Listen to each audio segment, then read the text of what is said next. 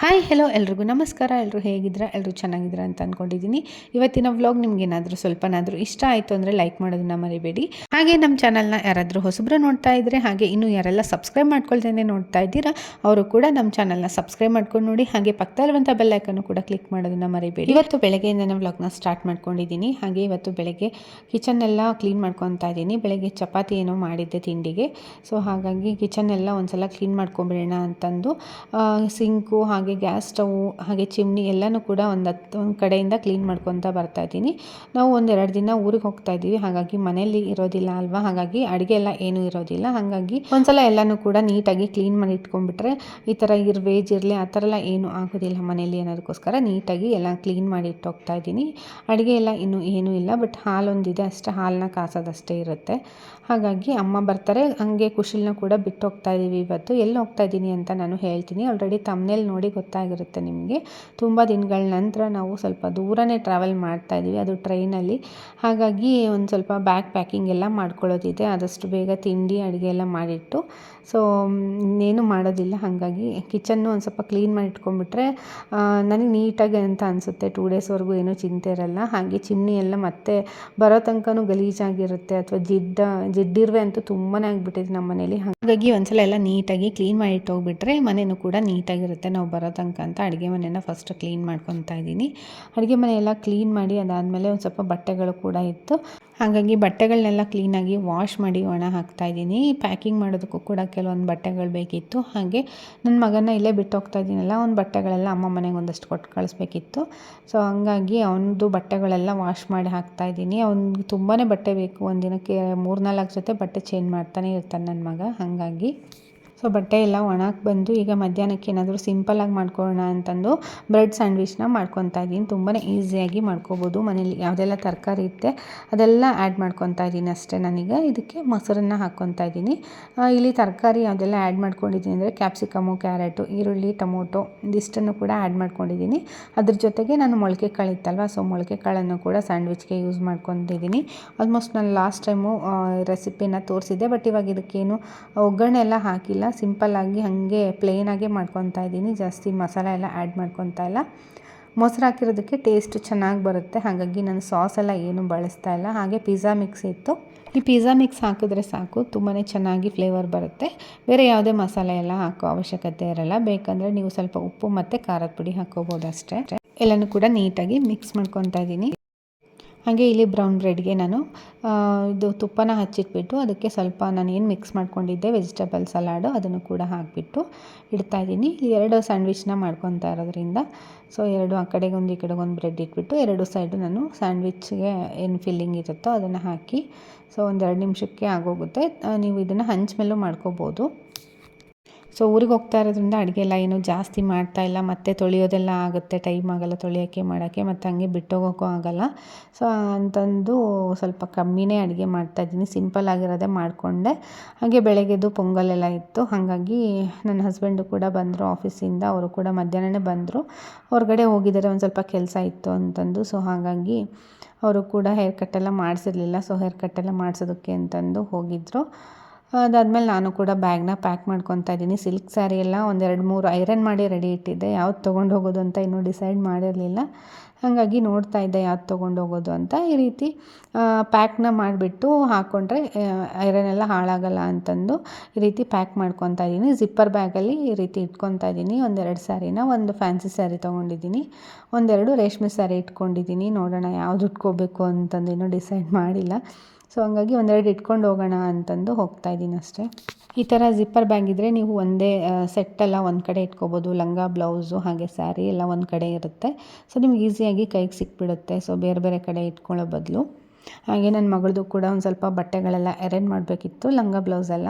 So ಅವಳಿಗೂ ಕೂಡ ಲಂಗ ಬ್ಲೌಸ್ ಹಾಕೋಣ ಅಂತ ಅಂದ್ಕೊಂಡು ಅವಳದು ಎಲ್ಲ ಬ್ಯಾಗೆಲ್ಲ ಪ್ಯಾಕ್ ಮಾಡಿದೆ. ಅವಳು ಕೂಡ ಸ್ಕೂಲ್ಗೆ ಹೋಗಿದ್ಲು, ಸ್ಕೂಲಿಂದ ಬಂದಳು. ಅಲ್ಲಿಂದ ನನ್ನ ಹಸ್ಬೆಂಡು ನಾವು ಕೂಡ ಒಂದು 7 ಗಂಟೆಗೇನೋ ಇತ್ತು ಟ್ರೈನು. ಸೊ ಇಲ್ಲಿಂದ ಇವಾಗ ನಾವು ಬೀದರ್ ಹತ್ರ ಅಂದರೆ ಕಮಲ್ಪುರ್ಗೆ ಹೋಗಬೇಕು. ತುಂಬ ಲಾಂಗ್ ಜರ್ನಿ, ತುಂಬ ವರ್ಷಗಳ ನಂತರ ಲಾಂಗ್ ಜರ್ನಿ ಹೋಗ್ತಾ ಇರೋದು ಟ್ರೈನಲ್ಲಿ. ಅಂದರೆ ನಾನು ಯಾವಾಗೂ ಹೋಗಿಲ್ಲ ಟ್ರೈನಲ್ಲಿ ಲಾಂಗ್ ಜರ್ನಿ, ಇದೇ ಫಸ್ಟ್ ಹೋಗ್ತಾ ಇರೋದು. ಸೊ ಹೇಗಿರುತ್ತೆ ಅಂತ ನೋಡೋಣ. ನನ್ನ ಮಗಳನ್ನೂ ಕೂಡ ತುಂಬ ವರ್ಷಗಳ ನಂತರನೇ ಕರ್ಕೊಂಡು ಹೋಗ್ತಾ ಇರೋದು ಟ್ರೈನಲ್ಲಿ. ಅವಳು ಕೂಡ ತುಂಬಾ ಎಕ್ಸೈಟ್ ಆಗಿದ್ಲು, ಟ್ರೈನಲ್ಲಿ ಹೋಗ್ಬೇಕಾ ಅಂತಂದು ತುಂಬ ಇಷ್ಟಪಟ್ಟು ರೆಡಿಯಾಗಿ ಬ್ಯಾಗೆಲ್ಲ ಪ್ಯಾಕ್ ಮಾಡ್ಕೊಂಡು ಬಂದಿದ್ದಾಳೆ. ಹೆಂಗಿರುತ್ತೆ ಟ್ರೈನ್ ಜರ್ನಿ ಅಂತಂದು. ಸಂಜೆ ಒಂದು 7 ಗಂಟೆಗೇನೋ ಟ್ರೈನ್ ಇತ್ತು, ನಾವು 6:15ಗೆ ಮನೆ ಬಿಟ್ವಿ. ಸೊ 7 ಗಂಟೆ 7:15 ಅಷ್ಟೊತ್ತಿಗೆ ನಾವು ಇಲ್ಲಿ ಟ್ರೈನಲ್ಲಿ ಹತ್ತಿದ್ದೀವಿ. ಆಲ್ರೆಡಿ ಹೊಟ್ಟೆ ಆಗ್ತಾ ಇದೆ ಅಂತಂದ್ರೆ ನನಗೆ ಟೀ ಕಾಫಿ ಸ್ನ್ಯಾಕ್ಸ್ ಏನು ತಿನ್ನೋದಕ್ಕೂ ಟೈಮ್ ಆಗಲಿಲ್ಲ. ಹಾಗಾಗಿ ಬೇಗ ಬೇಗ ಬೇಗ ಬ್ಯಾಗ್ನ ಪ್ಯಾಕ್ ಮಾಡಿಕೊಂಡು ರೆಡಿಯಾಗಿ ಓಡಿ ಬಂದುಬಿಟ್ವಿ. ಹಂಗಾಗ್ಬಿಡ್ತು, ಏನೂ ತಿನ್ನಲೂ ಇಲ್ಲ, ಹೊಟ್ಟೆ ಆಗೋದಕ್ಕೆ ಸ್ಟಾರ್ಟ್ ಆಗಿಬಿಡ್ತು. ನನ್ನ ಹಸ್ಬೆಂಡ್ ಅಲ್ಲೇ ಸ್ವಲ್ಪ ಬಿಸ್ಕೆಟ್ಟು ಹಾಗೆ ಪಫ್ಫು ಸಮೋಸ ಏನೋ ಸ್ನ್ಯಾಕ್ಸ್ ಹಂಗೆ ತಂದಿದ್ರು. ನಾನು ಒಂದಷ್ಟು ಹಣ್ಣುಗಳನ್ನ ಕೂಡ ಇಟ್ಕೊಂಡು ಹೋಗಿದ್ದೆ. ಒಂದು ಅರ್ಧ kg ಆ್ಯಪಲು, 1 kg ಆರೆಂಜ್ ಈ ಥರ ತೊಗೊಂಡೋಗಿದ್ದೆ. ಸೊ ಹೋಗ್ತಾ ಬರ್ತಾ 2 ಸೈಡು ಆಯಿತು ಆರೆಂಜು. ಸಿಕ್ಕಾಪಟ್ಟೆ ಇಷ್ಟಪಟ್ಟು ತಿಂತಾಳೆ ಆರೆಂಜ್ ಅಂತಂದರೆ. ಹಾಗೆ ಆರೆಂಜ್ ತಿಂದಳು, ಮತ್ತೆ ಹೊಟ್ಟೆ ಬಂದಳು. ಸರಿ ಅಂತಂದು ಆ್ಯಪಲ್ ಕೊಟ್ವಿ. ಒಂದು 9 ಗಂಟೆ ಹಂಗೇನೋ ರೈಸ್ ಐಟಮ್ ಏನೋ ಬಂತು, ನೋಡೋಣ ಅಂತ ತೊಗೊಂಡ್ವಿ. ಅಷ್ಟೊಂದೇನು ಚೆನ್ನಾಗಿರಲ್ಲ. ಸೊ ಓಕೆ ಪರವಾಗಿಲ್ಲ. ಸೊ 9 ಗಂಟೆ ಆದಮೇಲೆ ಊಟ ಮಾಡಿಕೊಂಡು ಮಲ್ಕೊಂಡಿದ್ದೀವಿ. ನೋಡ್ತಾ ಇರೋದು ನಾನು ಫುಲ್ಲು ಮೇಲ್ಗಡೆ ಸೀಟು. ನಾನು ಫಸ್ಟ್ ಟೈಮ್ ಈ ಥರ ಮೇಲ್ಗಡೆ ಸೀಟಲ್ಲಿ ಮಲ್ಕೊಂಡಿರೋದು. ಹೋಗ್ತಾ ನನ್ನ ಹಸ್ಬೆಂಡು ನನ್ನ ಮಗಳಿಗೆ ಬುಕ್ ಮಾಡೋದನ್ನು ಮರ್ತೇ ಬಿಟ್ಟಿದ್ದಾರೆ. ಸೊ ನನ್ನ ಹಸ್ಬೆಂಡು ಮತ್ತು ಮಗಳಿಬ್ಬರು ಕೂಡ ಒಂದೇ ಇದರಲ್ಲಿ ಮಲ್ಕೊತಾ ಇದ್ದಾರೆ, ಒಂದೇ ಬೆಡ್ಡಲ್ಲಿ. ಜಾಗ ಆಗಲ್ಲ ಅಂತ ನಾನು ಹೇಳ್ತಾ ಇದ್ದೆ, ಬಟ್ ಬುಕ್ ಮಾಡೋದು ಮರ್ತೋಗ್ಬಿಟ್ಟಿದ್ರು. ರಿಟರ್ನ್ ಟಿಕೆಟಲ್ಲಿ ಅವಳಿಗೆ ಬುಕ್ ಮಾಡಿದ್ದಾರೆ. ಸೊ ಅವಳು ಫಸ್ಟ್ ಟೈಮ್ ಅಲ್ವಾ, ಸೊ ಮಲ್ಕೊತಾಳೋ ಇಲ್ವೋ ಒಬ್ಬಳೇ ಅಂತಂದು ಅವ್ರು ಬುಕ್ ಮಾಡಿರಲಿಲ್ಲ. ಸೊ ರಾತ್ರಿ ಒಂದು ಸ್ವಲ್ಪ ಎಚ್ಚರ ಆಯಿತು. ಮಧ್ಯೆ ಅಷ್ಟೊಂದು ಸರಿಯಾಗಿ ನಿದ್ದೆ ಆಗಲಿಲ್ಲ. ಟ್ರೈನ್ ಅಲ್ವಾ, ಜನ ಹೋಗೋರು ಬರೋರು ಮಾತಾಡೋರು ಜಾಸ್ತಿ. ಬೆಳಗ್ಗೆ ಎದ್ವಿ. ವಿಕಾರಾಬಾದ್ ಅಂತನೋ ಇದೆ. ಸೊ ಇಲ್ಲಿ ಕಡೆ ಆಂಧ್ರ ಪ್ರದೇಶ್ ಬಾರ್ಡ್ರ್ ಹತ್ರ ಹೋಗುತ್ತೆ ಟ್ರೈನು. ಹಾಗೆ ನನ್ನ ಹಸ್ಬೆಂಡು ಏನಾದರೂ ಸಿಗುತ್ತಾ ನೋಡ್ಕೊಂಬರ್ತೀನಿ ಟೀ ಕಾಫಿ ಅಂತ ಹೇಳೋದ್ರು. ಏನೂ ಸಿಗಲಿಲ್ಲ. ಸರಿ ವಾಟ್ರ್ ಬಾಟ್ಲ್ ತೊಗೊಂಬರ್ತೀನಿ ಅಂತಂದು ತೊಗೊಂಬಂದಿದ್ರು. ನನ್ನ ಮಗಳು ಅಯ್ಯೋ ಪಪ್ಪ ಹೋಗ್ಬಿಡುತ್ತೆ ಬಾ ಟ್ರೈನು ಅಂತಂದು ಗಲಾಟೆ ಮಾಡಿ ಒಳಗಡೆ ಕರೆದ್ಲು. ಅಂದರೆ 1 ಅವರ್ ಇಲ್ಲಿ ನಿಲ್ಲುತ್ತಂತೆ ಟ್ರೈನು. ಸೊ ಹಾಗಾಗಿ ಏನೂ ಭಯ ಇರಲಿಲ್ಲ. ಆರಾಮಾಗಿ ಒಂದು ಅರ್ಧ ಗಂಟೆ ಕೆಳಗಡೆ ಇಳ್ಕೊಂಡು ಅಡ್ಡಾಡ್ಕೊಂಡು ಬರ್ಬೋದು. ಕ್ರಾಸಿಂಗ್ ಎಲ್ಲ ಇರುತ್ತಂತೆ. ಸೊ ಹಾಗಾಗಿ ನಮ್ಮ ಮನೆಯವ್ರು ಕೆಳಗಡೆ ಹೋಗಿ ಏನಾದರೂ ಇರುತ್ತಾ ಅಂತ ನೋಡಿದ್ರು, ಬಟ್ ಅಲ್ಲೇನೂ ಸಿಗಲಿಲ್ಲ. ಬೆಳಗ್ಗೆ ಬ್ರೇಕ್ಫಾಸ್ಟ್ಗೆ ನನ್ನ ಮಗಳು ಎದ್ಬಿಟ್ಟು ಮೇಲಿಂದ ಕೆಳಗೆ, ಕೆಳಗಿಂದ ಮೇಲೆ ನೋಡ್ತಾ ಇದ್ಲು. ಅಂದರೆ ನಾವು ಟ್ರೈನ್ ಹತ್ತಿದ್ದೆ 7 o'clock ಅಲ್ವಾ, ಅವಳಿಗೇನೂ ಕಾಣಿಸಿರಲಿಲ್ಲ. ಇವಾಗ ಬೆಳಗ್ಗೆ ಚೆನ್ನಾಗಿ ಕಾಣಿಸ್ತಾ ಇದೆ ಅಲ್ವಾ ಟ್ರೈನಲ್ಲೆಲ್ಲ ನೋಡೋದಕ್ಕೆಲ್ಲ. ಹಾಗೆ ತುಂಬ ಅಂದರೆ ತುಂಬ ನವಿಲುಗಳು ಕಾಣಿಸಿದ್ವು. ನಮಗಂತೂ ಸಿಕ್ಕಾಪಟ್ಟೆ ನವಿಲುಗಳು. ಹೊಲಗಳು ಜಾಸ್ತಿ ಅಲ್ವಾ, ಈ ಟೈಮಲ್ಲೆಲ್ಲ ಭತ್ತ ಎಲ್ಲ ತೆಗೆದು ಹಾಕ್ತಾಯಿದ್ರು, ಜೋಳ ಎಲ್ಲ ಕಟ್ ಮಾಡಿ ಹಾಕಿರ್ತಾರೆ. ಅಲ್ಲಿ ಬಂದುಬಿಟ್ಟು ನವಿಲುಗಳೆಲ್ಲ ಫುಡ್ನ ತಿಂತಾ ಇರುತ್ತೆ. ಸೊ ರಾಶಿ ನವಿಲುಗಳನ್ನ ಒಂದೇ ಸಲ ನೋಡ್ತಾ ಇದ್ಲು. ಫುಲ್ ಖುಷಿಯಾಗಿಬಿಟ್ಟಿದ್ಲು. ಒಂದು 30-40 ಹೋಗ್ತಾ ಅಷ್ಟೊಂದು ನವಿಲುಗಳನ್ನ ನೋಡಿದ್ವಿ ನಾವಂತೂ. ಖುಷಿ ಆಯಿತು ನವಿಲುಗಳನ್ನ ನೋಡಿ. ಸೊ ನಾನು ಕೂಡ ತುಂಬ ವರ್ಷ ಆಗಿತ್ತು ನವಿಲನ್ನ ನೋಡಿಬಿಟ್ಟು.